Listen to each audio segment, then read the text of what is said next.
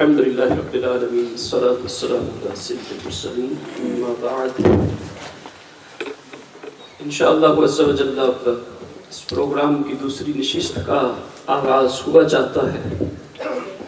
تمام حاضرین سے یہ التماس ہے ارشاد احمد رضوی صاحب اصباحی ان کی طرف سے کہ جتنے بھی مہمان تشریف لائے ہیں اس پروگرام میں شریک ہوئے ہیں تو آخر تک رہیں اور آخر میں لنگر کا بھی انتظام ہے اور لنگر بھی کھا کے جائیں تاکہ اس کھانے کا بھی صالح ثواب صاحب عرس کو پہنچایا جائے. اللہ تبارک و تعالی ہم سب کو عمل کی توفیق عطا فرمائے.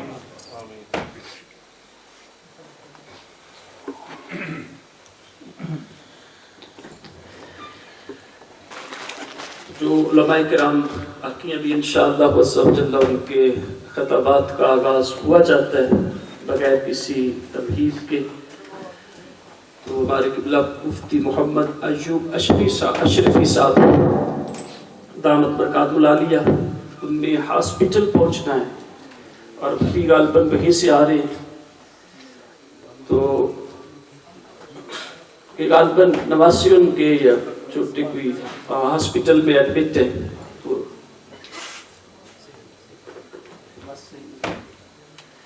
ان کے لیے سب دعا بھی فرمائیں. اللہ تبارک و تعالیٰ ان کی اس پریشانی کو دور فرمائے اور ان کی بیماری کو اللہ تعالیٰ شفا میں تبدیل فرمائے. تو اب میں دعوت پیش کرتا ہوں کہ قبلہ مفتی محمد ایوب اشرفی صاحب وہ تشریف لاتے ہیں اور اپنے واعظ حسنہ سے ہمارے دلوں کو منور فرماتے ہیں.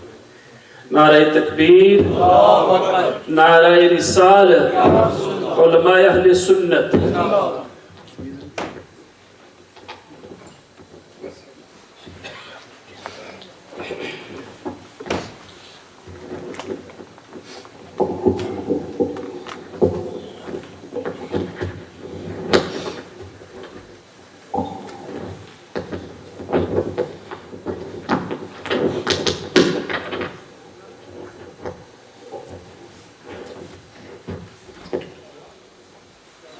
بسم اللہ الرحمن الرحیم.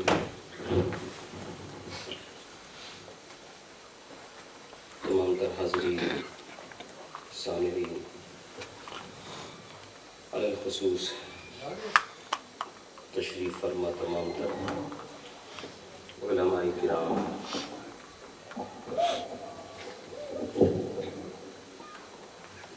اور ابھی اس سے پہلے ہمارے عظیم خطیب برطانیہ متضل العالی نے جن القابات کے ساتھ ہمارے علماء کے نام لیے ان تمام تر القابات کی تائید کرتے ہوئے سوائے اپنے ان سارے القابات کے ساتھ میں بھی اپنے ان تمام تر علماء کرام کو اور سامعین نظام کو کہتا ہوں السلام علیکم ورحمۃ اللہ وبرکاتہ.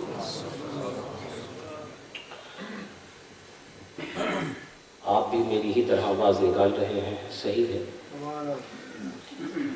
میں نے تو معذرت چاہی تھی حضرت مولانا ارشاد صاحب سے.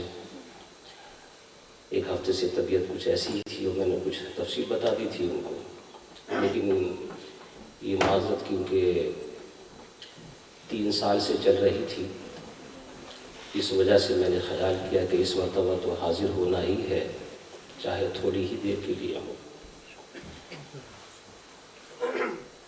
اس غرض سے حاضر ہوا. لیکن آپ نے ماشاءاللہ مغرب سے پہلے ایک بہت ہی شاندار، بہت ہی جاندار، مدلل اور محقق تقریر سماعت فرمائی ہے. اور از مفتی صاحب قبلہ متضل العالی کی تقریروں کے بعد پھر ویسے ہم جیسے لوگوں کی ضرورت نہیں رہتی. اللہ نے ان کو یہ نعمت عطا فرمائی ہے کہ یہ واقعی میں سوتوں کو جگا دیتے ہیں. آپ لوگ نہیں جاگے یہ الگ بات ہے، آج میں نے دیکھا پہلی مرتبہ. لیکن مفتی صاحب قبلہ میں کبھی کبھی سوچتا ہوں یہ ایسی جگہ بھی سبحان اللہ کہلوا دیتے ہیں کہ جہاں مجھے تعجب ہوتا ہے کہ لوگ کس طرح سے سبحان اللہ کہہ رہے ہیں۔ نعرہ تکبیر، نعرہ رسالت، علماء اہل سنت۔ یعنی یہ اصول الشاشی کی مصطلحات بتائیں، کوئی مرقات المنطق کی مصطلحات سنائیں اور لوگ کہتے ہیں سبحان اللہ۔ ہم لوگ 1000 دفعہ کہیں پھر بھی کوئی نہیں بولے گا، کسی کے سمجھ میں نہیں آئے گا۔ یہ ان کا حسن کلام اور انداز نطق ہے اور ان کے بولنے کا انداز ہے۔ ماشاءاللہ۔ اللہ تعالیٰ حضرت کی عمر کے اندر مزید برکت عطا فرمائے، سرمایہ اہل سنت ہیں۔ اور دیگر مفتی صاحب قبلہ، مفتی اسلم صاحب قبلہ مدظل العالی بھی تشریف فرمائے اور دیگر حضرات کرام بھی ہیں، سب ہمارے لیے لائق تعظیم و تکریم ہیں۔ بسم اللہ الرحمن الرحیم۔ الحمد لولیہ والصلاة والسلام علی نبیہ وعلی آلہ واصحابہ المتعدبین بآدابہ۔ اما بعد فاعوذ باللہ من الشیطان الرجیم، بسم اللہ الرحمن الرحیم۔ وقل رب زدنی علما، صدق اللہ العظیم۔ یا سید السادات جئتک قاصدا ارجو رداک واحتمی بحماک، یا اکرم الثقلین ویا کنز الفرا جد لی بجودک واغنی برداک۔ اعوذ باللہ من الشیطان الرجیم، ان اللہ وملائکتہ یصلون علی النبی یا ایھا الذین آمنوا صلوا علیہ وسلموا تسلیما۔ اللہم صل علی سیدنا وشفیعنا مولانا محمد صلی اللہ علیہ وسلم۔ ابھی تو رمضان کا مہینہ نہیں ہے نا، ختم ہو گیا ہے، آپ تھکے ہوئے بھی نہیں لگتے ہیں لیکن آواز تھکی لگتی ہے۔ بآواز بلند پڑھیں، اللہم صلی علی سیدنا وشفیعنا وحبیبنا وطبیب قلوبنا وشفاء صدورنا ومولانا محمد صلی اللہ علیہ وآلہ وصحبہ وبارک وسلم۔ میں دیکھ رہا ہوں کہ حضرات کرام علم ہی کو اپنا موضوع سخن بنا رہے ہیں۔ وقت انتہائی قلیل ہے، اس تھوڑے سے وقت کے اندر میں بھی اسی موضوع کے اوپر کچھ دیر آپ کے سامنے حاضری کا شرف حاصل کروں گا۔ جن کے لیے ہم آج یہاں پر آئے ہیں، ممتاز العلماء حضرت علامہ محمد ممتاز احمد قادری علیہ الرحمہ، کئی کتابوں کے مصنف ہیں اور ان کا دیوان بھی ہے، نعتیہ کلام بھی چھپ چکا ہے اور غزلیہ اشعار وہ بھی۔ ان کی لکھی ہوئی ایک نعت کے اشعار میری نگاہ سے پرسوں گزرے، مجھے اچھے لگے، میں نے سوچا کہ وہ نعت کے اشعار میں آپ کو بھی سنا دوں۔ سبحان اللہ۔ تو آپ سبحان اللہ کہیں گے نعتیہ اشعار کے اوپر۔ اور میں یہ پڑھ کر کے مجھے ایسا لگا کہ حضرت علامہ صاحب قبلہ علیہ الرحمہ مجھے مجھائے شاعر لگتے ہیں۔ اچھا، یہ عجیب سی بات ہے کہ مجھے بھی یہاں تقریباً 24-25 سال ہونے کو آئے، لیکن میری کبھی ان سے نشستی ملاقات نہیں ہو پائی کہ میں مجلس میں بیٹھتا یا کوئی ان کی تقریر سنتا۔ ہاں، زمانہ دراز تک تو کوئی اس طرح سے تعارف نہ رہا۔ کسی طرح سے انہوں نے اپنی کتاب اسلام منزل بمنزل اور یہی نعتیہ کلام کے اوپر مشتمل کتاب مجھے گولڈن بھیجی، تب میں نے ان کو فون کیا۔ یہ پہلا فون تھا میرا۔ ماشاءاللہ، سبحان اللہ۔ میں نے کہا حضرت مجھے لگتا ہے کہ آپ کے اشعار واقعی میں محبت سے بھرے ہوئے، کس وقت لکھتے ہیں؟ میں اس لیے پوچھ رہا تھا کہ شاید جو بات میرے ذہن میں اس کی تائید کر دیں، تو کچھ بولے نہیں۔ میں نے کہا لگتا یہ ہے کہ ایک تو ہوتی ہے آمدن، زبردستی مضامین کو لے کر کے آئے، اور ایک ہوتا ہے ورود، آمدن، خود آ رہے ہیں۔ مجھے ایسا لگتا ہے شاید یہ جو وقت ہوتا ہے نا تہجد کے ٹائم کا، یہ ورود اور یہ آمد اسی وقت زیادہ ہوا کرتی ہے۔ تو کہنے لگے صحیح کہتے ہیں، عام طور سے میں نے زیادہ تر اشعار اسی وقت لکھے ہیں۔ تو حضرت ممتاز احمد قادری علیہ رحمت و رضوان سے پہلی یہ میری ملاقات تھی بذریعہ فون۔ پھر مولانا ارشاد صاحب قبلہ اللہ ان کو سلامت رکھے، ان کے فون سے پھر رابطہ شروع ہوا اور ایک دو ملاقات اچھٹتی ہوئی، ویسے ہی کہیں راستے میں یا کسی پروگرام سے نکلتے ہوئے ہوئی، لیکن میں ان کی کتابوں کو دیکھا اور خوب سے خوب تر پایا۔ آپ اشعار ملاحظہ فرمائیں: اے مالک کل، اے ہادی کل، اے حق کے پیغمبر آ جاؤ۔ یہاں جو یہ آ جاؤ ہے نا، آ جاؤ، میں سمجھتا ہوں یہ آ جاؤ یہاں ہو یا آ جائیے، جب کہتے ہیں نا آ جائیے، مطلب آ جاؤ یا آ جانے کا یا آ جائیے کا یہ ہوتا ہے کہ یا رسول اللہ خصوصی توجہ فرمائے، نگاہ کرم کرتے، یہ اس کا مطلب ہوتا ہے۔ اے مالک کل، اے ہادی کل، اے حق کے پیغمبر آ جاؤ، ہم کب سے بھٹکتے پھرتے ہیں، کونین کے رہبر آ جاؤ۔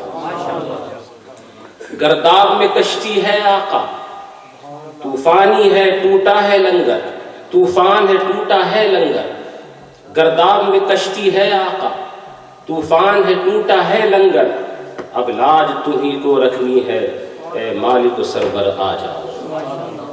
تاریخ فضائے عالم ہے، یہ نظم جہاں کا برہم ہے، آ جاؤ خدا آ جاؤ، اے ماہ منور آ جاؤ۔ ہم تشنا لبوں کا کوئی نہیں، پر کس کے سہارے زندہ ہیں، اے مالک زمزم آ جاؤ، اے ساقی کوثر آ جاؤ۔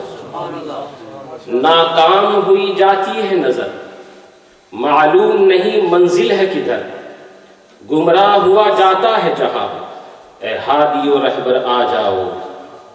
فردوس کے لالا زار میں تم، یا رسول اللہ، فردوس کے لالا زار میں تم، ان اشعار میں یہ شعر مجھے زیادہ اچھا لگا۔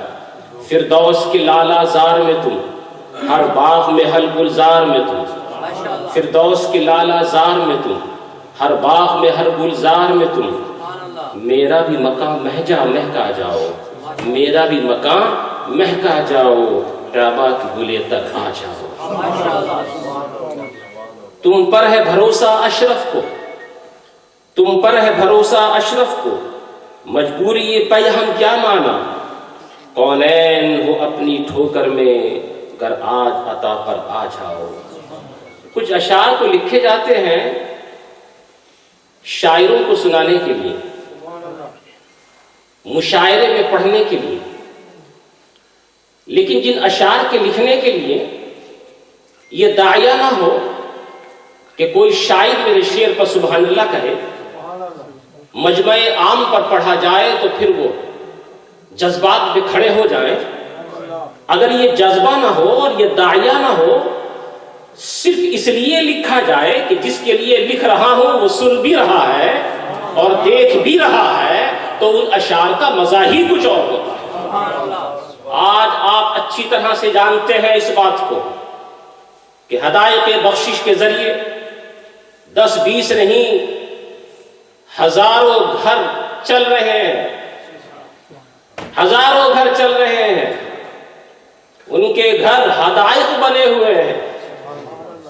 ہدایت بخشش سنا سنا کر کے ان کو بخشش اتنی ملی کہ ٹوٹے پھوٹے گھر بھی ان کے ہدایت بن گئے۔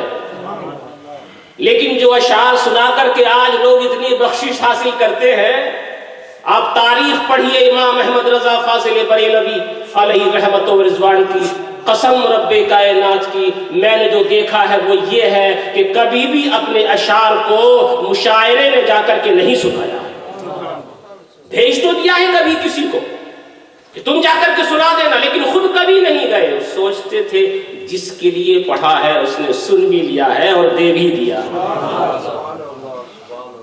اور اسی لیے وہ عام طور سے یہ کہا کرتے تھے کہ ہم کیوں کسی کو جائیں سنانے کے لیے جب ہمارا تصور یہ ہے ذہن میں زباں، دہن میں زباں تمہارے لیے، بدن میں ہے جان تمہارے لیے، ہم آئے یہاں تمہارے لیے، اٹھے بھی وہاں تمہارے لیے۔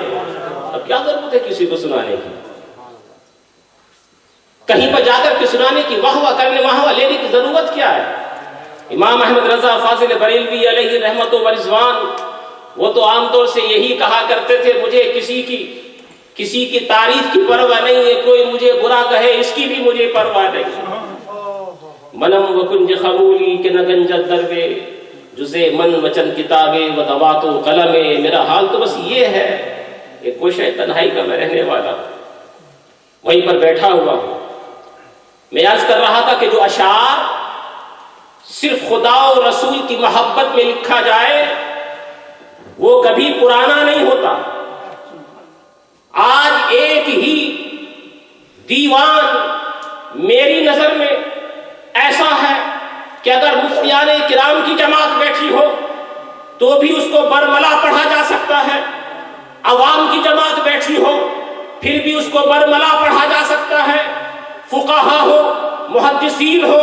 میں نے امام احمد رضا فاضل بریلوی کے اشعار کے اوپر ایک محدث کو بھی، ایک فقیہ کو بھی، ایک مفتی کو بھی اور عوام کو بھی ایک ساتھ جھومتے ہوئے دیکھا ہے.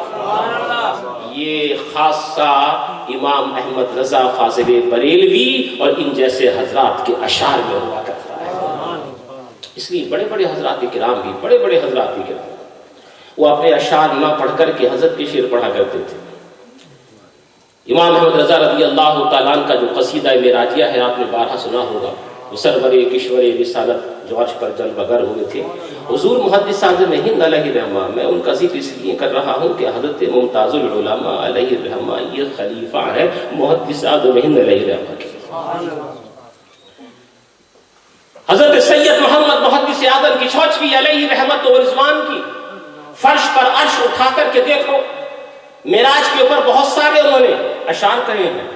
اس کے علاوہ قصیدہ معراجیہ لکھا، اور قصیدہ معراجیہ میں نے اس کو کاؤنٹ کیا تو 499 اشعار ہیں اس میں. 499 اشعار کے اوپر مشتمل قصیدہ معراجیہ محدث اعظم ہند نے لکھا. لیکن میں نے ان کی سیرت کے اندر یہ بھی پڑھا کہ جب لکھنؤ کی سرزمین ہوا کرتی، بڑے بڑے اونچے فصحا اور بلغاء زمانہ وہاں موجود ہوا کرتے اور شعرائے لکھنؤ وہاں پر اسٹیج پہ موجود ہوا کرتے تھے. اس وقت وہ اپنے اشعار نہیں بلکہ امام احمد رضا کے اشعار سنایا کرتے تھے، اور سنا کر کے پوچھا کرتے تھے لوگوں ذرا بتاؤ تو صحیح کہ میں نے جو اشعار پڑھے تو کیسے لگے. تو سب یک زبا ہو کر کے یہ کہا کرتے تھے کہ حضرت آپ کے یہ اشعار تو لگتا ہے کہ کوثر و تسلیم سے دھلے ہوئے ہیں. بہرحال وقت کی قیمتی قلت ہے، میں ایک دو باتیں عرض کر کے پھر آپ سے رخصت ہوں گا. علم جس کے اوپر آپ نے ابھی بہت ساری گفتگو سماعت فرمائی، رب کائنات ارشاد فرماتا ہے اور اے محبوب آپ فرما دیجئے، یوں دعا کیا کریں کہ اے میرے اللہ مجھے علم میں کثرت عطا فرما. ہمارے بزرگان دین ارشاد فرماتے ہیں کہ اگر علم سے بڑھ کر کے کوئی اور نعمت ہوتی تو اللہ اسی کے لیے فرماتا کہ اس کی کثرت کی دعا کیا کرے.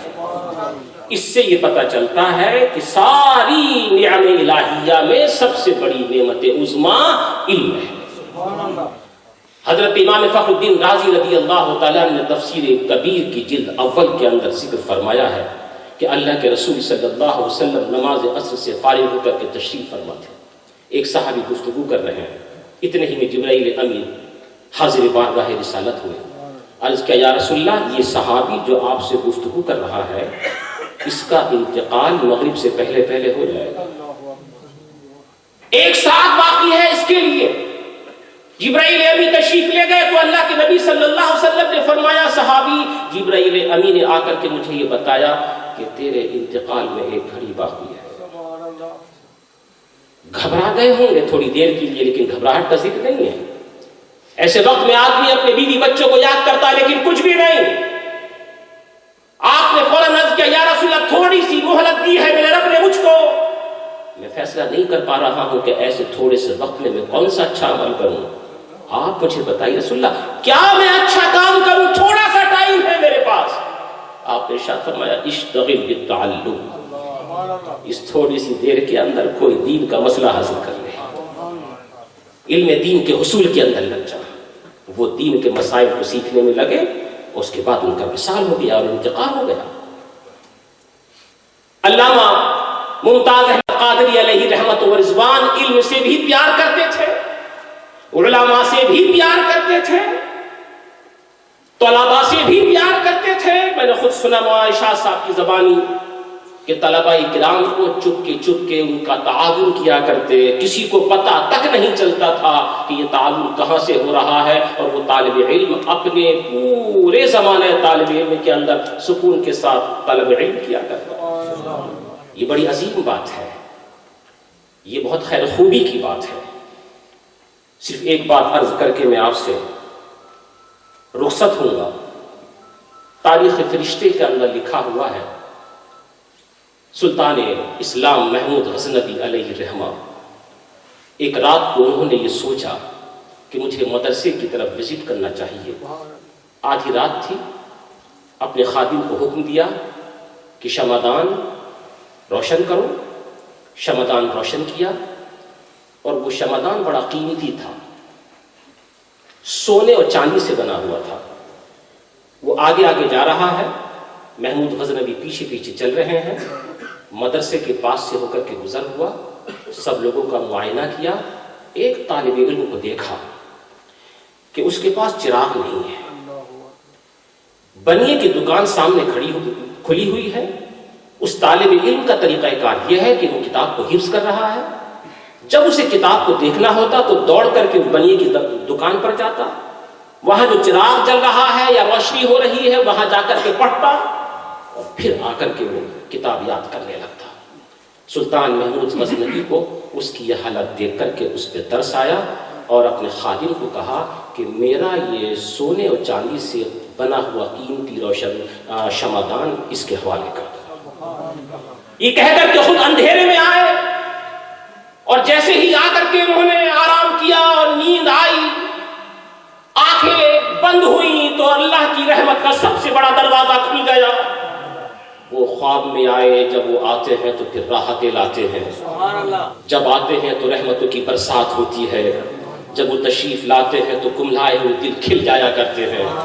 حضور سرور کائنات فخر موجودات مصطفیٰ جن رحمت نقطۂ سر وحدت حبیب اعلیٰ محبوب صفی وصفہ احمد مجتبی محمد مصطفیٰ روحی فدا صلی اللہ تعالی علیہ وسلم خواب میں تشریف لائے، اور آ کر کے ارشاد فرمایا، اے ناصر الدین سبکتگین کے بیٹے، تو نے آج میری امت کے ایک طالب علم کے اوپر احسان کیا ہے، ہمیں تیری یہ ادا بہت پسند آئی، ہم نے رب کی بارگاہ میں تیرے لیے دعا کی ہے اور تیرے مراتب بڑھا دیے گئے۔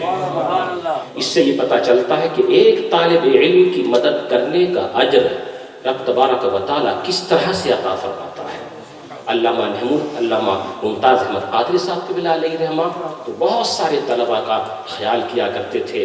میری دعا ہے رب تبارک و تعالیٰ ان کی قبر منور کے اوپر، ان کی قبر کے اوپر ہزاروں کروڑوں رحمتوں کا نزول فرمائے، اور انہوں نے جو دینی خدمات پیش کی ہیں ان دینی خدمات کے اوپر عمل کرنے کی مزید ان کے اہل خاندان کو بھی توفیق عطا فرمائے۔ آمین وآخر دعوانا الحمدللہ رب العالمین۔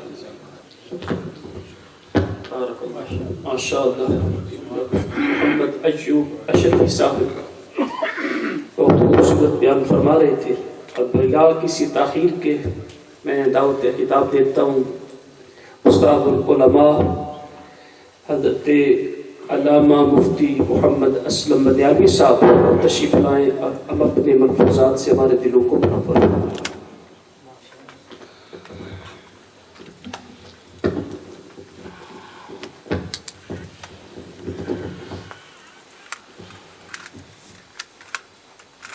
الحمد لله وحده والصلاة والسلام على من لا نبي بعده وعلى آله البررة وصحبه الكملة، أما بعد فأعوذ بالله من الشيطان الرجيم، بسم الله الرحمن الرحيم، قل هل يستوي الذين يعلمون والذين لا يعلمون، صدق اللہ مولانا العظیم وبلغنا رسوله النبی الکریم الامین۔ دروشی الصلاة والسلام علیک یا سیدی یا رسول اللہ وعلا آلک واصحابک یا حبیب اللہ۔ واجب التعظیم والتکریم علماء اہل سنت سامعین کرام،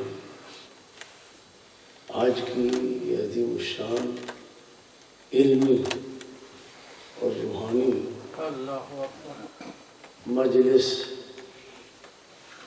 کافی دیر سے جاری ہے، اور آپ حضرات نے جو مقصود تخلیق انسانیت ہے اس پر بڑی سیر حاصل گفتگو سماعت فرمائی۔ میں علماء کرام اہل سنت و جماعت جو یہاں تشریف فرما ہے، ایک ایک کا اسم گرامی لے کر تعارف اور ان کی عظمت پر کوئی بات عرض کرتا، لیکن وقت اپنے دامن میں بہت تنگی رکھتا ہے۔ میں سب کی خدمت میں خراج تحسین پیش کرتا ہوں۔ اختصار سے ایک بات، استاد العلماء حضرت علامہ مولانا ممتاز احمد قادری اشرفی مبارک پوری رحمہ اللہ تعالی کے صاحبزادگان کو میں خراج تحسین پیش کرتا ہوں کہ جنہوں نے اپنے والد گرامی کی یہ یاد باقی رکھی۔ عالم ربانی پر آپ نے بہت کچھ سنا۔ عالم اور غیر عالم میں فرق، یہ وہ چیز ہے جو ہر عام و خاص جانتا ہے۔ اس پر کوشچن کرنا، سوال کرنا یہ کوئی فائدہ مند نہیں۔ یہ ایسی چیز ہے جو ہر شخص پر واضح ہے کہ عالم اور جاہل میں کیا فرق ہے۔ قرآن مجید میں اللہ تعالیٰ نے حضور علیہ السلام کو حکم فرمایا، قل، پیارے حبیب صلی اللہ علیہ وسلم ان لوگوں کے سامنے یہ مسئلہ سوال کی صورت میں پیش فرمائیں۔ اصل سوال مراد نہیں ہے، مقصود نہیں ہے، بتایا یہ جا رہا ہے کہ یہ سوال کرنے کی بات ہی نہیں ہے، یہ کنفرم بات ہے۔ کیا هل يستوي الذين يعلمون والذين لا يعلمون، کیا عالم اور جاہل برابر ہیں؟ مطلب یہ ہے کہ عالم اور جاہل برابر نہیں ہو سکتے، اور ان میں بہت بڑا فرق ہے مراتب کا، یہ بات واضح ہے۔ حدیث مبارکہ میں عالم کی شان اس انداز میں بھی بیان فرمائی گئی۔ یہاں سے پتہ چلتا ہے کہ مقصود تخلیق انسانیت وہ کیا ہے۔ حاضرین کرام، جسے عبادت کہا جاتا ہے، علم کیا ہے؟ علم عبادت کی روح ہے۔ علم کیا ہے؟ علم عبادت کا موقوف علیہ ہے۔ علم کیا ہے؟ علم عبادت کی بنیاد ہے۔ علم کیا ہے؟ علم عبادت کا مبدا ہے۔ جب تک علم نہ ہو عبادت ہو ہی نہیں سکتی۔ جو شخص جتنی عبادت کرتا ہے اپنے علم کے مطابق کرتا ہے، اگر علم نہ ہو تو عبادت وجود میں آ ہی نہیں سکتی۔ تو جہاں قرآن مجید میں فرمایا ہم نے انسان کو عبادت کے لیے پیدا فرمایا، اسی کے اندر اس کا موقوف علیہ ہے کہ عبادت کا اصل کیا ہے۔ اصل عبادت علم ہے۔ اسی لیے اللہ تعالیٰ نے جب حضرت آدم علیہ السلام کی برتری، فوقیت، عظمت، رفعت، بلندی شان اور اعلیٰ مرتبہ کو ظاہر کرنا چاہا تو وہاں عبادت کی بات نہیں، نماز کی بات نہیں، وہاں ذکر اللہ کی بات نہیں، وہاں اللہ نے علم کی فضیلت کو ظاہر کیا۔ ورنہ عبادت تو فرشتے سبحان اللہ اعلیٰ عبادت، لیکن وہاں اللہ نے علم ظاہر فرمایا کہ فرشتوں جتنا بڑا عالم میرا آدم ہے تم کو تو اس علم کی ہوا بھی نہیں دیتی، اس لیے میرا آدم تم پر فضیلت رکھتا ہے کیونکہ علم میں فائق ہے۔ اللہ تعالیٰ علم کے ذریعے سے مرتبے عطا فرماتا ہے۔ چھوٹے عالم کا مرتبہ تھوڑا ہوتا ہے، بڑے عالم کا مرتبہ اس سے زیادہ ہوتا ہے۔ جو سب سے اپنے زمانے میں بڑا عالم ہوتا ہے اس کا مرتبہ سب سے بڑا ہوتا ہے۔ آپ کو پتا ہے حضور غوث اعظم رضی اللہ تعالیٰ عنہ نے بغداد شریف جا کے بڑی مشقت سے علم حاصل کیا۔ قسم بخدا اگر غوث پاک کے زمانے میں آپ سے کوئی علم کے کسی فن میں کسی میدان میں بڑا ہوتا تو غوث اعظم کو یہ لائق ہی نہ ہوتا کہ وہ یہ اعلان فرماتے قدمی ہذہ علی رقبۃ کل ولی اللہ۔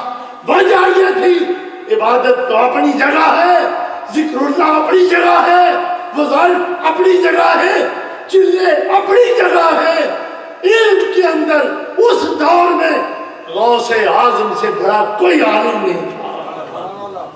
وہ کوئی میدان ہو، وہ قرات کا ہو، حفظ القرآن کا ہو، وہ تجوید کا ہو، وہ علم وہ صرف و نحو کا ہو، وہ منطق و فلسفہ ہو، وہ بلاغت ہو، وہ ادب ہو، وہ فقہ ہو، وہ اصول ہو، وہ حدیث ہو، وہ تفسیر ہو، وہ مناظرہ ہو، ہر میدان میں غوث اعظم تمام علماء سے آگے تھے۔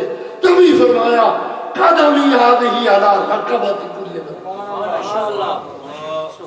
ورنہ عالم کی گردن پر کوئی قدم رکھ سکتا ہے؟ بے ادبی ہو جاتی ہے عالم کی۔ ہاں بڑا عالم پھر اور بات ہوتی ہے۔ اس لیے لوگ کہتے ہیں نا جی بڑا عالم بننے کی کیا ضرورت ہے؟ یہ پوچھو غوث اعظم سے کتنی محنت سے علم پڑھا غوث پاک، کتنے اساتذہ کے سامنے زانوں نے تلمذ طے کیے، مادرزاد ولی اللہ ہوتے ہوئے غوث اعظم جانتے تھے علم سے جو مقام ملتا ہے وہ چلوں سے نہیں ملتا۔ میں ایک حدیث سنا کے ختم کر رہا ہوں۔ حضور علیہ السلام کی بارگاہ میں سے ایک صحابی نے سوال کیا۔ کیا سوال؟ حدیث شریف میں آتا ہے حضرت امام حسن بصری رحمہ اللہ تعالی اس حدیث کو روایت کرتے ہیں۔ امام دارمی نے اپنی سند سے اس حدیث کو نقل فرمایا ہے۔ سئل رسول اللہ صلی اللہ علیہ وسلم الرجلین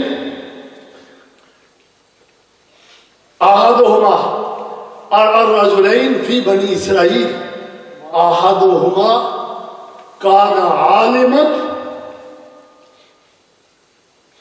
ثم کان عالما یصلی المکتوبۃ ثم یجلس فیعلم الناس الخیر۔ ان دو مردوں کے بارے میں حضور سے پوچھا گیا، بنی اسرائیل میں تھے، ایک ان میں سے عالم تھا اور عالم کا کام کیا تھا؟ فرائض ادا کرتا، پھر بیٹھ جاتا۔ یہ ٹوٹی سی بھٹی سامنے ہے، کتاب سامنے ہے، مصلی پر بیٹھا ہوا ہے اور آگے طالب علم پڑھ رہے ہیں یا درس دے رہا ہے، لوگوں کو خیر کی تعلیم دے رہا ہے۔ توجہ کرتے جائیں، یہ حدیث سنا کے میں ختم کر رہا ہوں۔ خیر کی تعلیم، خیر کے مقابلے میں شر ہوتا ہے، خیر کی تعلیم دیتا ہے۔ اور خیر صحیح عمل اور صحیح عقیدے کا نام، بد عقیدگی کا نام خیر نہیں۔ خیر کی تعلیم دیتا ہے، عمل درست ہے، عقیدہ بھی صحیح ہے، اور جب درس دیتا ہے تو حق کا درس دیتا ہے، صحیح عقیدے کا درس دیتا ہے، صحیح عمل کا درس دیتا ہے۔ خیر کا درس دیتا ہے. یعلم الناس الخیر، لوگوں کو خیر کی تعلیم دیتا ہے. اور دوسرا کیا ہے؟ والآخر یقوم اللیل ویصوم النہار. پوچھا گیا کہ دوسرا بندہ دن کو روزہ رکھتا ہے، رات کو قیام کرتا ہے اللہ کی بارگاہ میں، بڑا عبادت گزار ہے. ایہما افضل، ان دو میں سے افضل کون ہے؟ حضرات گرامی، اگر امت اس بات کو سمجھ جائے تو پھر امت رفعت کی بلندیوں پر پہنچ جائے. حضور علیہ السلام نے فرمایا ان فضل هذا العالم الذي يصلي المكتوبة ثم يجلس فيعلم الناس الخير على العابد الذي يقوم الليل ويصوم النهار كفضلي على أدناكم أو كما قال عليه الصلاة والسلام. فرمایا وہ عالم جو صرف فرائض واجبات ادا کرتا ہے، پھر وہ لوگوں کو دین کی تعلیم دیتا ہے. مدرس اور مدرس بھی چھوٹا نہیں، کامل مدرس، جسے سرکار مدرس فرما دے. مدرس ہے، معلم الخیر ہے. اس عالم کی فضیلت اس عابد پر جو رات کو کھڑا رہتا ہے اللہ کی بارگاہ میں، دن کو روزہ رکھتا ہے، فضیلت اس طرح ہے عالم کی اس عابد پر جس طرح میری فضیلت تم میں سے ادنی درجے کے شخص پر. یہاں میں ایک نقطہ کر دوں علماء کی ضیافت کے لیے. یہاں العابد جو ہے، حدیث کی عبارت مبارکہ کو دیکھا جائے، نظم شریفہ کو دیکھا جائے، اس کی ترکیب نحوی کو دیکھا جائے تو وہ بھی یہ بتاتی ہے کہ وہ عابد محض جاہل نہیں تھا، وہ عابد عالم تھا. عالم ہے، یہ بھی عالم ہے، وہ بھی عالم. فرق یہ ہے، یہ فرائض واجبات ادا کر کے پھر کیا کرتا ہے؟ پھر معلم الخیر ہے. یہ درس دیتا ہے دین کا، دین کی تعلیم دیتا ہے. اور دوسرا بھی عالم ہے، پورا عالم، مکمل عالم ہے، چھوٹا موٹا بھی عالم نہیں، مکمل عالم ہے. لیکن اس نے طریقہ اختیار کر رکھا ہے، دن کو روزہ رکھتا ہے، رات کو قیام کرتا ہے. اس کے اندر تعلیم خیر کی صفت نہیں پائی جاتی.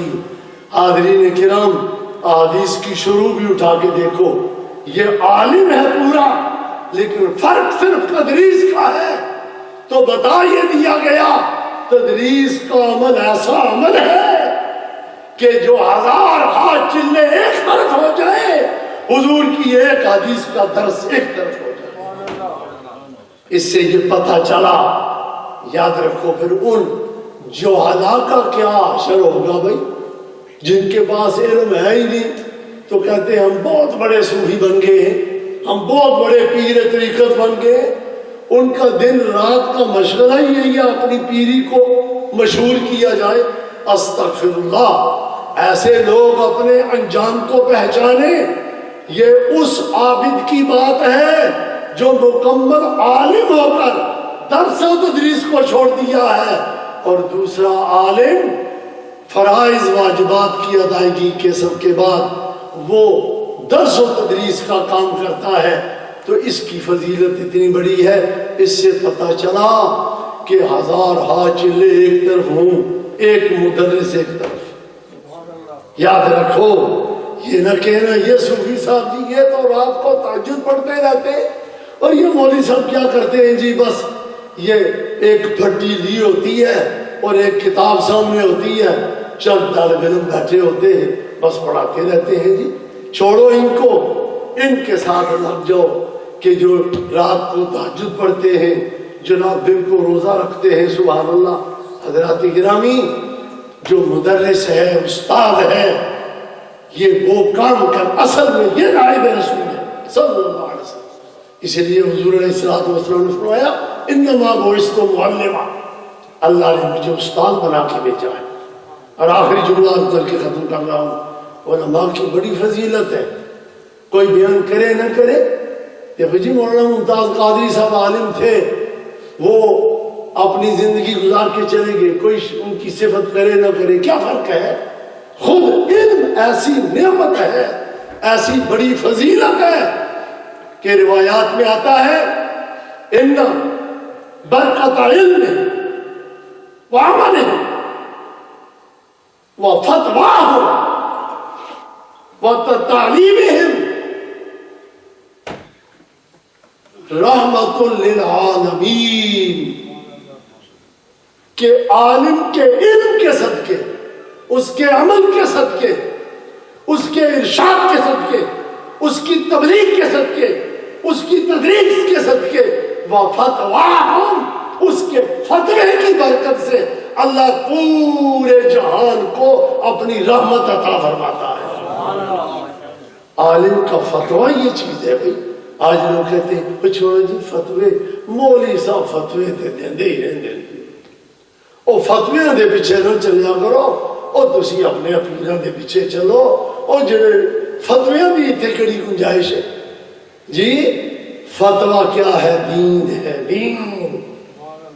اگر فتوہ مفتی نہ ہو، عالم ربانی نہ ہو، اس وقت قیامت برپا ہو جائے گی، اس وقت قیامت آ جائے گی۔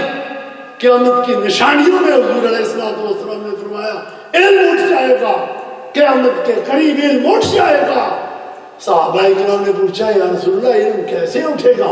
فرمایا علماء ختم ہو جائیں گے، علماء اٹھ جائیں گے۔ جب علماء ختم ہو گئے قیامت آ جائے گی۔ اللہ کی رحمت جو برس رہی ہے یہ علماء کے علم کے صدقے برس رہی ہے۔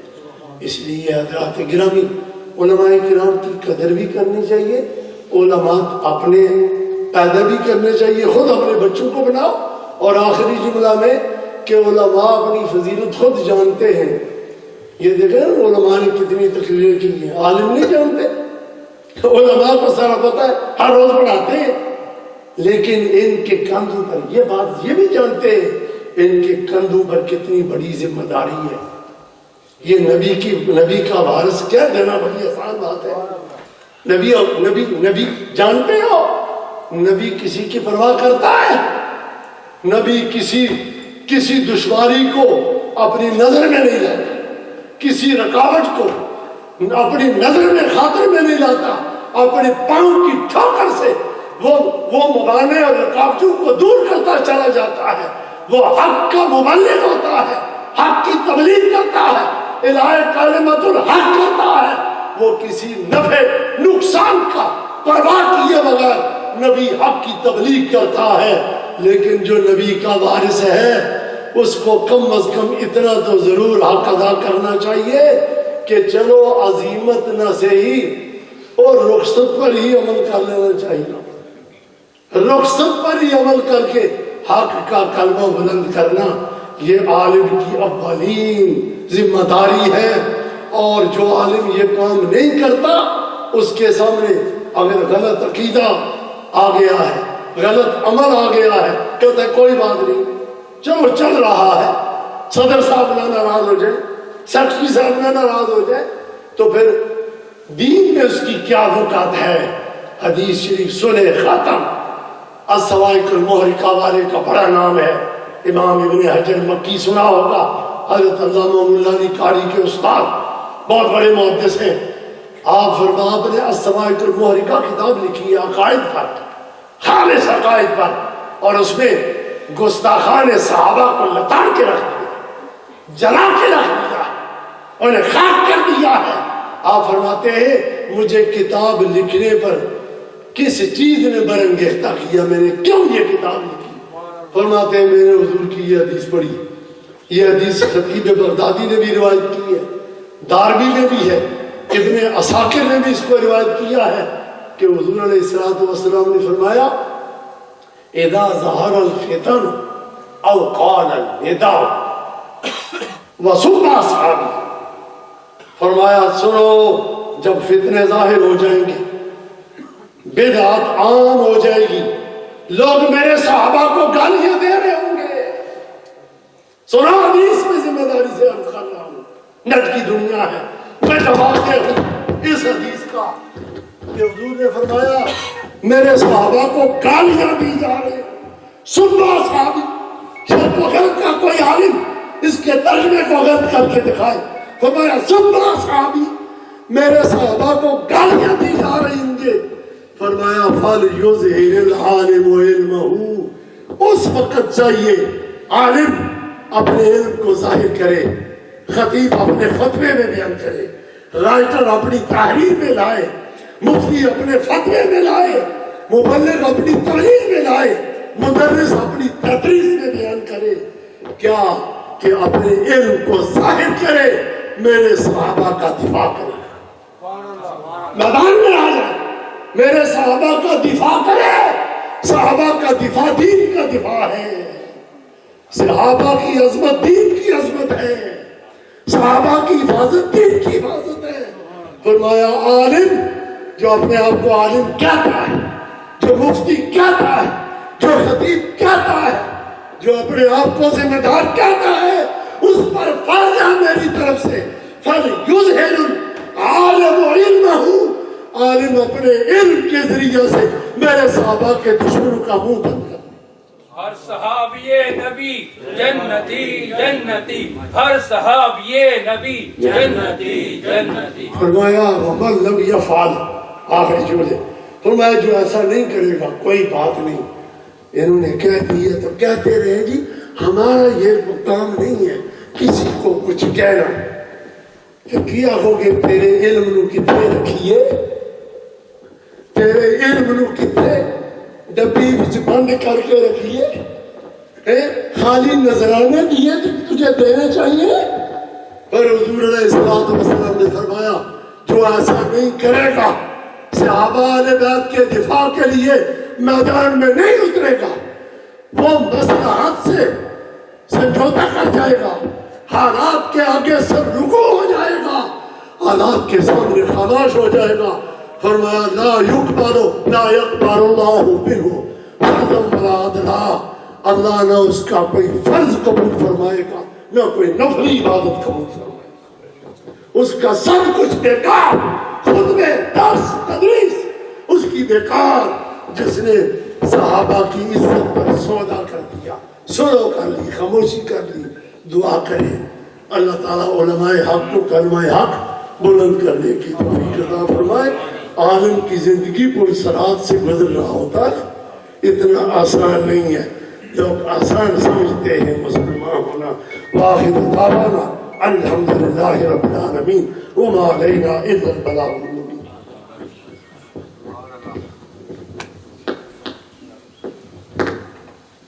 ماشاءاللہ مفتی محمد اسلم بنیادی صاحب برکات القدسیہ قرآن و حدیث کی روشنی میں علم اور علماء کے فضائل اور علماء کی ذمہ داریاں بیان فرما رہے تھے.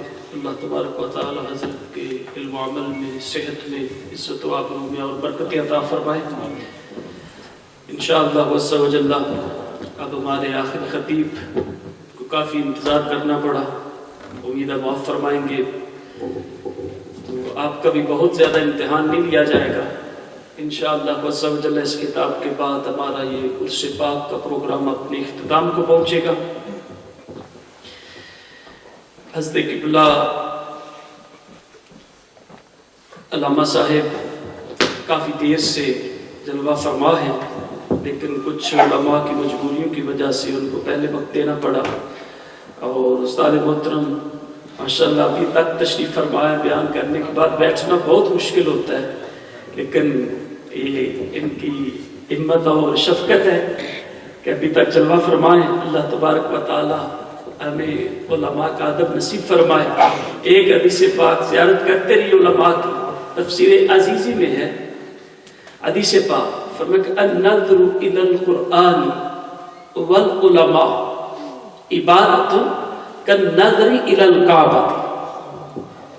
فرمایا کہ قرآن اور علماء کی زیارت کرنا، ان کو دیکھنا ایسے ہی عبادت ہے جیسے خانہ کعبہ کو دیکھنا۔ اس لیے آپ بتائیں نہیں کہ اتنی دیر ہوگی بیٹھے ہوئے سن رہے ہیں، حالانکہ وہ سننا بھی عبادت ہے، حدیث سن رہے ہیں، قرآن سن رہے ہیں، علماء کا، بزرگوں کا ذکر سن رہے ہیں، جو اٹ سیلف جو ہے وہ عبادت برکت کا سبب ہے، اور اس کے ساتھ ساتھ علماء کی زیارت بھی کر رہے ہیں۔ تو اب بغیر کسی مزید تاخیر کے میں دعوت خطاب دیتا ہوں حضرت علامہ شبیر سیالوی صاحب کہ وہ تشریف لائیں اور اپنے واعظ حسنہ سے ہمارے دلوں کو منور فرمائیں۔ نعرہ تکبیر، نعرہ رسالت، علماء اہل سنت۔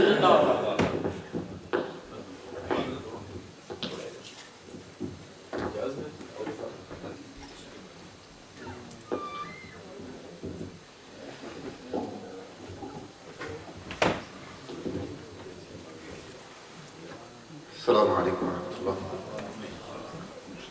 نحمده ونصلي ونسلم على رسوله الكريم. أما بعد فأعوذ بالله من الشيطان الرجيم. بسم الله الرحمن الرحيم.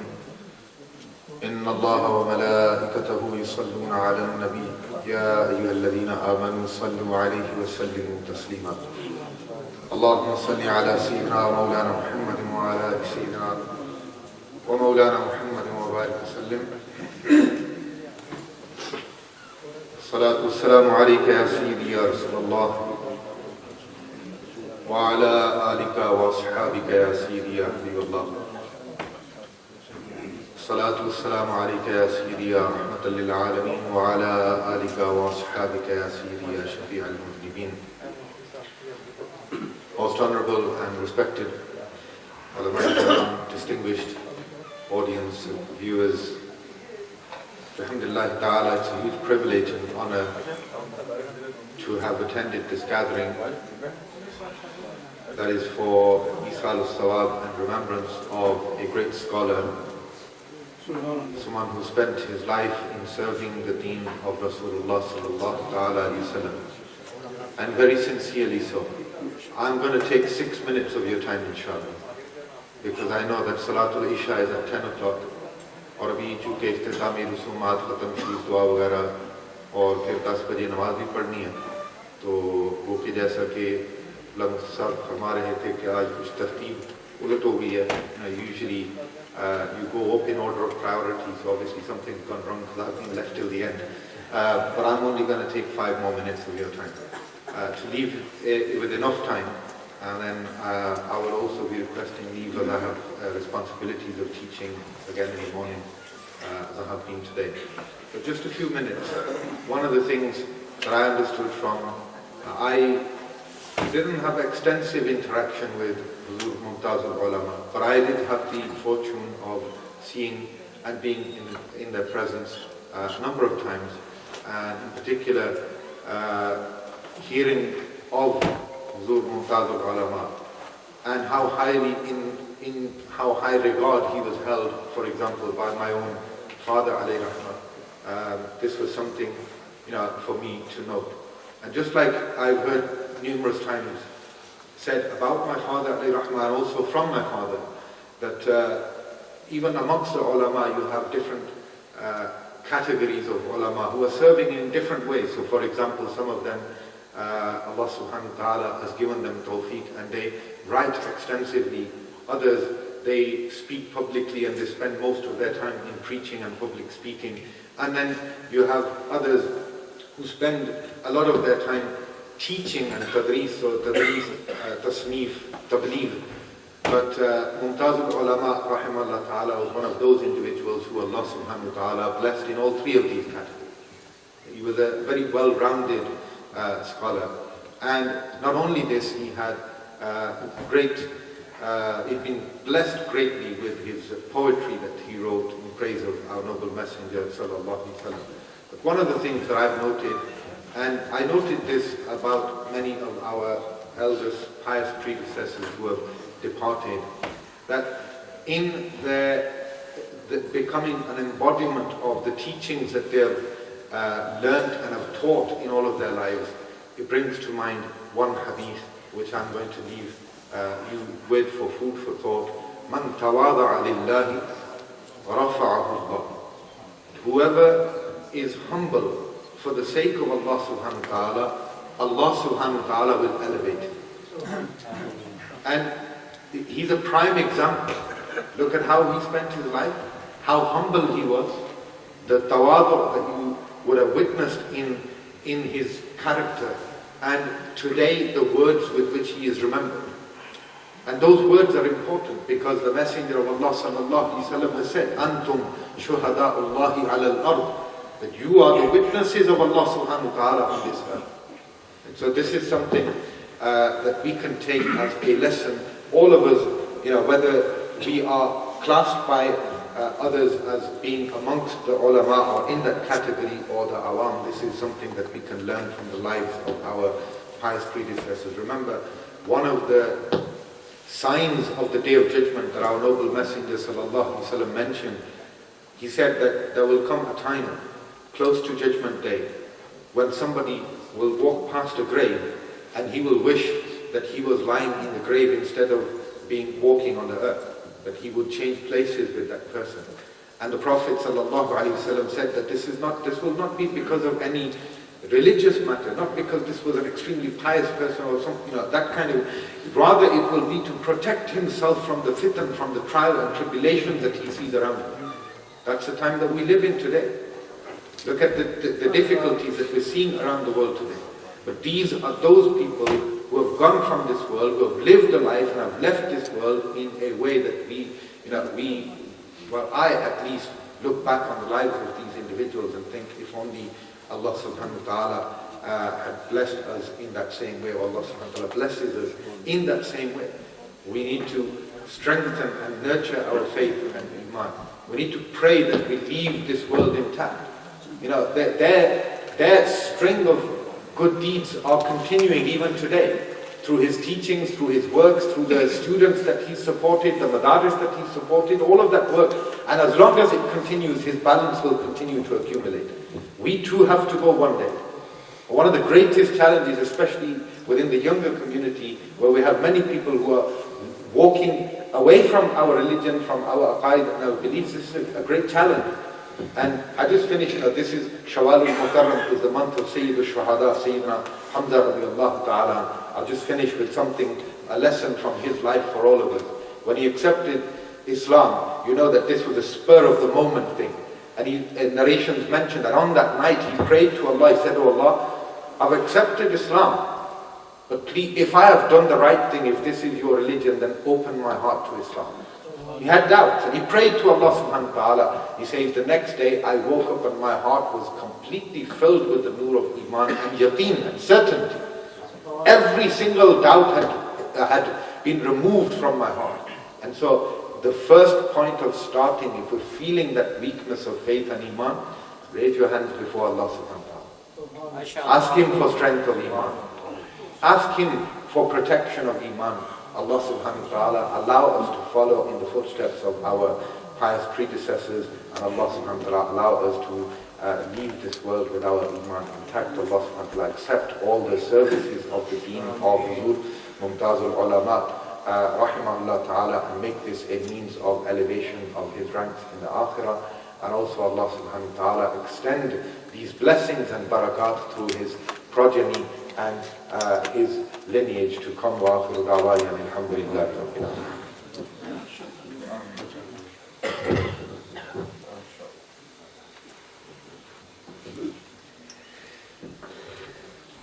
माशाअल्लाह अल्लामा मोहम्मद शब्बीर अहमद सियालवी साहब बहुत मुख्तसर से वक्त में अपना पैगाम भी दिया और हमें ज़ेन भी दिया।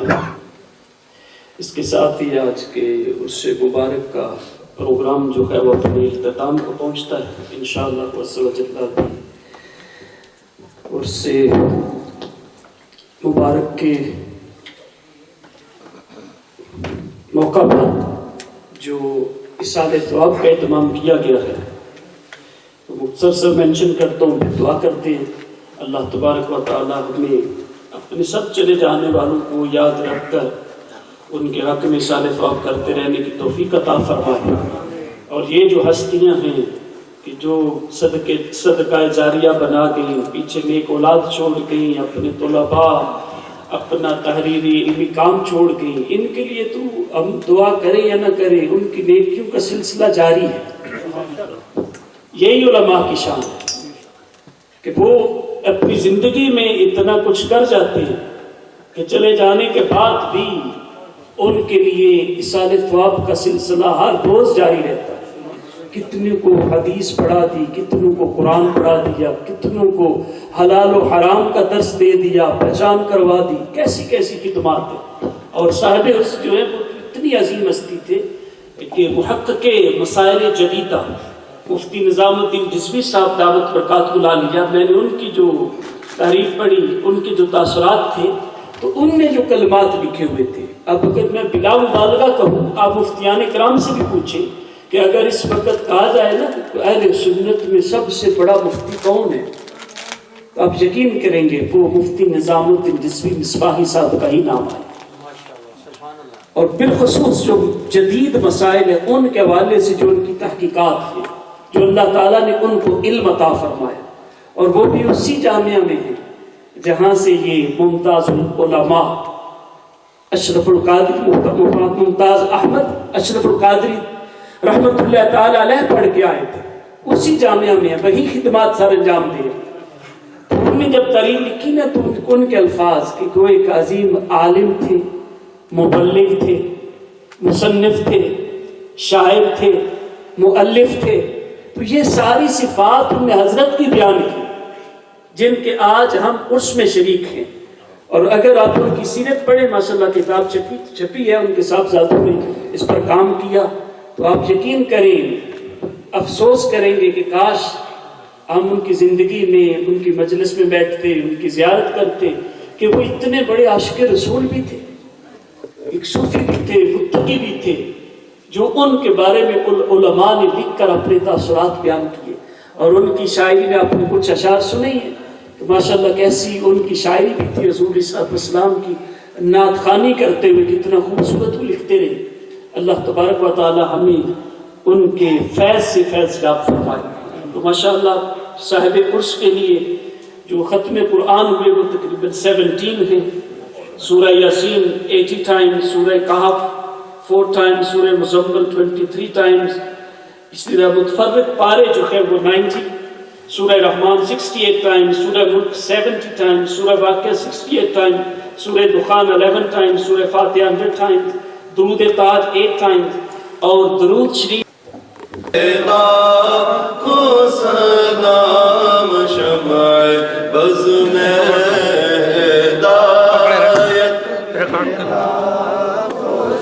سلام جے سوہانی گھڑی چمکا طیبہ کا چاند، جے سوہانی گھڑی چمکا طیبہ کا چاند، اس دل افروز ساعت پیدا ہو سلام مصطفیٰ جان رحمت پیدا ہو سلام، مجھ سے خدمت کے قدسی کہے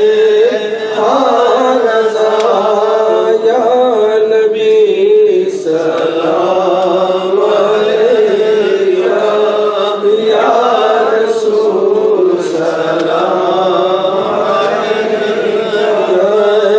یا حبیب سلام علیکہ، صلوات اللہ علیکہ۔ جس گھڑی آنکھوں میں دم ہو، اے کریم اتنا کرم ہو، آپ کا نقش قدم ہو، یہ جبیں اشرف کے خم ہو، یا نبی سلام علیکہ،